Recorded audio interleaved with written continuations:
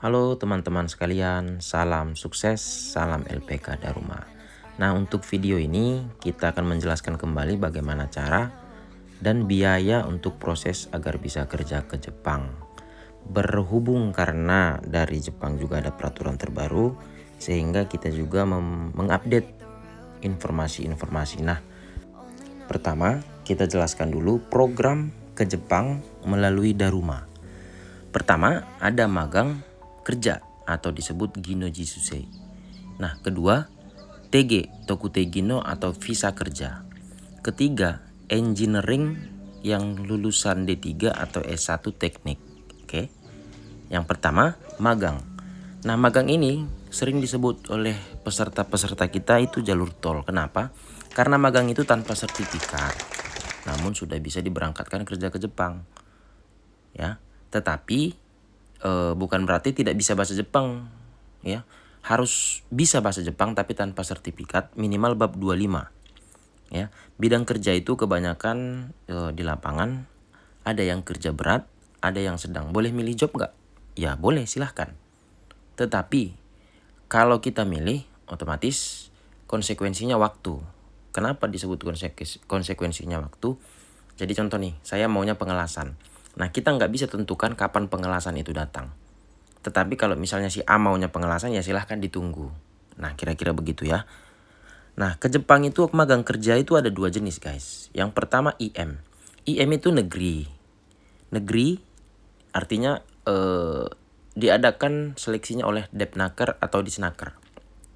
Itu biasanya seleksinya sekali setahun dan sistem gugur. Itu biayanya ditanggung oleh negara. Kemungkinan nanti di Jepang itu dipotong gaji, ya. Nah, kedua, swasta. Ketepatan Daruma berfokus pada swasta. Nah, di dalam video ini banyak teman-teman yang sedang mengikuti pelatihan. Nah, ini rata-rata mengikuti jalur yang swasta kalau untuk magang, ya. Kenapa tidak negeri? Karena spesialis kita di swasta. Untuk proses magang di swasta melalui Daruma, banyak yang bertanya nih, Daruma udah SO belum? Nah, Daruma belum SO tapi kita rekanan SO. Jadi SO yang kita rekankan itu khusus untuk wawancara job perusahaan. Jadi mereka tidak mendidik peserta itu dari awal. Contoh belajar dari awal sampai bisa bahasa Jepang itu mereka tidak pegang. Jadi mereka hanya mau peserta dari Daruma yang sudah siap belajar dan siap untuk wawancara ke Jepang, maka kita berangkatkan. Nah, sistemnya ada dua jenis, guys. Pertama, online. Nah, online ini melalui Skype atau Zoom.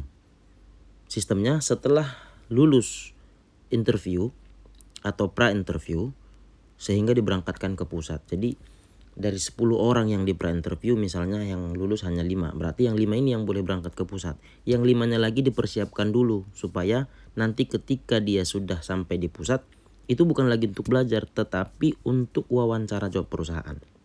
Itu kalau yang online. Kalau yang kedua, offline. Nah, kalau misalnya dia offline, maka pihak dari pusat mengecek dulu nih peserta-peserta Daruma mana yang udah siap. Nah, itulah pra-interview. Yang sudah lulus pra-interview diberangkatkanlah ke pusat dengan tujuan itu tadi, langsung wawancara dengan perusahaan Jepang. Kenapa nggak di Medan aja? Nah, kadang-kala gini guys, yang mau ke Jepang siapa? Kita kan? Nah, otomatis ketika orang Jepang atau perusahaan Jepangnya meminta pertemuannya misalnya di Bali, maka ya kita yang harus menjemput bola. Jangan bola yang mengejar kita. Nah, kira-kira begitu konsepnya. Oke, itu yang konsep magang ya. Yang kedua, TG. TG itu sebenarnya Tokutei Gino atau visa kerja ya kan. Nah, ini sebenarnya jalur mandiri guys. Jadi teman-teman sekalian belajar sendiri pun boleh. Cari job sendiri pun boleh. Terus boleh belajar di Daruma? Ya boleh, silahkan. Tapi aku mau cari job sendiri, boleh. Ketiga, boleh belajar di Daruma dan dibantu cari job, boleh. Nah, jadi sebenarnya ke Jepang itu mudah kalau tahu caranya. Cuman, ada cumannya guys. Jangan gampang diiming-imingi. Maksudnya seperti ini. Job TG gajinya sekian, begini, begono, begini. Nah, sampai di Jepang malah nggak jelas kerjanya. Karena bukan 1-2 orang lagi yang saya bantu untuk sokai, ya bahasa Indonesianya sokai. untuk memperkenalkan dengan perusahaan. Jadi ada beberapa teman yang sudah di Jepang mengeluh, "Sensei, tolong bantu saya kena tipu," gitu kan. Kasihan. Jadi hati-hati dalam memilih job ya. Itu hanya himbauan, bukan menakut-nakuti guys. Kalau misalnya sudah pasti, lebih bagus tanya ke orang Indonesia yang sudah bekerja. Tanya caranya bagaimana supaya nggak salah ya. Hati-hati guys. Itu yang TG, jadi TG itu mandiri. Oke, kita bahas selanjutnya tentang biaya. Nah, kalau untuk biaya itu bervariasi guys. Yang pasti di Daruma untuk biaya itu per video ini dibuat, biaya paket promo itu pelatihan aja 8 juta sama pendaftaran. Oke. Tapi sebelum masuk LPK Daruma diharapkan supaya medical check up dulu. Sebaiknya medical check up dengan rekanan LPK Daruma. Nah, mendaftar dulu ke LPK Daruma, setor 1 juta itu untuk biaya medical check up. Lulus medical check up baru lanjut ke pendaftaran dan pelatihan. Berarti 1 juta di awal, lalu 8 juta terakhir ya. Oke, itu bayarnya harus cash. Itu biaya pelatihan aja. Kalau mau tinggal di asrama, biaya asrama 1.200.000 itu sama makan 3 kali sehari. Tempat tinggalnya bagaimana? Apakah satu orang satu kamar? Kalian dididik untuk siap kerja di Jepang. Jadi bukan diinapkan di hotel ya. Lalu biaya keberangkatan. Nah, magang ini ada banyak rekanan kita yang bebas teman-teman pilih. Nah, untuk magang biayanya itu yang pertama ada yang 45. Nah, 45 ini biaya keberangkatannya aja. Biaya pelatihan yang saya sebutkan tadi. Artinya biaya pelatihan mau dia mau ngambil magang, mau TG, engineer sama biayanya untuk pelatihan. Tapi yang membedakan adalah biaya keberangkatannya. Oke. Biaya magang ada 3 opsi guys. Ada yang 45, ada yang 50, ada yang 65. Nah, kita bahas dari yang 40-an itu ya. 45. Nah, yang 45 itu merangkup apa aja? Itu merangkup biaya administrasi keberangkatan ke Jepang seperti paspor, terus visa, terus tiket ke pusat dan ke Jepang. Oke. Yang biaya 50 itu sama seperti yang saya sebut barusan. Kenapa beda? Karena gimana yang jelasinnya?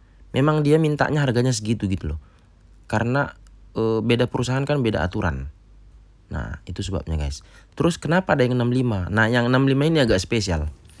Jadi yang 65 ini memang wawancaranya wajib offline semua. Karena Kumiai atau perusahaan Jepangnya turun langsung ke Bali. Jadi ini pusatnya di Bali. Jadi setiap teman-teman yang sudah lulus pra-interview dari Daruma berangkat ke Bali. Nah, yang 65 ini sudah include semuanya guys. Include semuanya itu maksudnya gini. Tiket ke Bali, taksinya, terus biaya hidup selama di Bali sampai kalian berangkat ke Jepang. Paham ya? Sampai berangkat ke Jepang. Jadi artinya nggak ada lagi pengeluaran-pengeluaran di luar itu. Nah, pengeluaran yang dikeluarkan apa? Selebihnya adalah medical check up saat mau berangkat ke Jepang, hanya itu aja. Oke. Jadi itu harga paketnya. Terus target daripada LPK ialah kalau bisa berangkat cepat kenapa harus lambat? Kira-kira begitu. Karena itu udah paket kan. Contoh, si A ambil yang 65. Terus mungkinkah LPK melama-lamakannya? Kan gak mungkin, karena semakin lama dia di pusat, semakin banyak beras yang habis kan. Nah, otomatis kami maunya dia cepat gitu. Oke ya, paham ya? Jadi itu konsep yang magang. Wow, mahal banget gitu kan. Tapi memang itu harganya guys. Nah, kalau mau murah, ambil TG. TG itu biaya keberangkatannya ada yang 15 juta. Ada yang 18, ada yang 20. Nah, paling mentok selama Daruma memberangkatkan itu paling mahal itu 30 juta. Oke ya. Nah, cuman kenapa sedikit orang yang ngambil TG? Karena harus mempunyai 2 sertifikat, yaitu 1 sertifikat bahasa, yang kedua sertifikat skill. Contoh, si A mau ngambil pertanian. Maka selain sertifikat bahasa, dia juga harus memiliki sertifikat skill yaitu pertanian. Nah, untuk jobnya ini nanti saya masukin. Itu yang ada job-job TG yang kita sering kerjakan. Untuk job magang juga ada banyak job magang, tetapi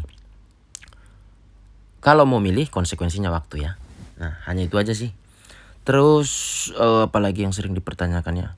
Untuk asramanya bagaimana? Nah, di dalam video ini tadi kan ada gedung ya, gedung Daruma. Nah, di dalam gedung itu maksimal yang tinggal dalam satu asrama adalah 20. Jadi tempat tidurnya kita buat karpet, tidurnya barengan. Ya, jadi nggak pakai kamar-kamar dia guys. Boleh nggak ngekos? Ya silahkan. Cuman kalau saya boleh saran, kalau yang tinggal di asrama kan malam ada belajar malam. Terus di setiap asrama juga kita buat speaker, tapi memang sentralnya itu dari kantor. Jadi setiap malam kita memperdengarkan musik Jepang dan listening ya. Supaya sambil tidur pun kalian belajar. Nah, itu fasilitas yang kita beri agar peserta-peserta itu lebih cepat bahasa Jepangnya. Karena kalian kan bayar paket juga ya biaya pelatihannya. Kalau bisa 5 bulan kenapa 6 bulan? Bahkan kalau bisa 4 bulan kenapa harus nunggu 7 bulan gitu loh. Nah, kira-kira begitu.